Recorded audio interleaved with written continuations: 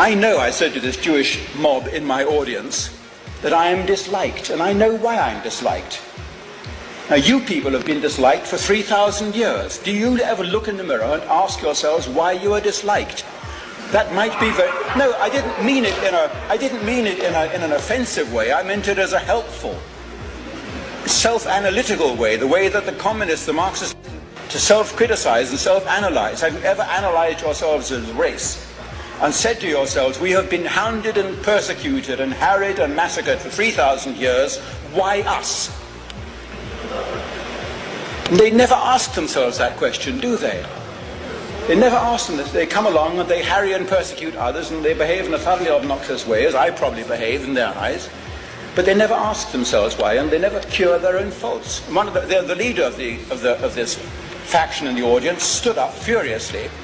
From his accent I could tell not only that he came from England, but from London, and from his accent in fact I could tell from which corner of London he came from, because England, our accents are like that. We're very class conscious in England. We can tell what class somebody is by their accent, and we can tell which street almost they come from. If you've seen My Fair Lady, you'll know this.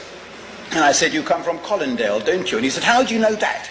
I said, your accent gives you away. And he was the leader of the gang. And he said, are you accusing us? Are you saying that we are responsible for Auschwitz ourselves? And it's a bit of a dazzling question, and when you think about it, I said, well, the short answer is yes.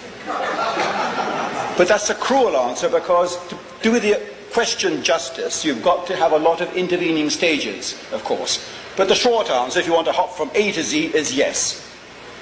If you hadn't behaved the way you have as a race for 3,000 years, first the Russians, then the Poles, then the Galicians, then the Austrians and the rest wouldn't have harried and hounded you from pillar to post, so you end up finding yourselves in Auschwitz.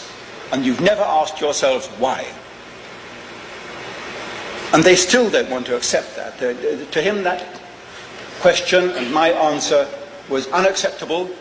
In Germany, it would no doubt have been grounds for another $22,000 fine. In Canada, I would have probably found myself in handcuffs again.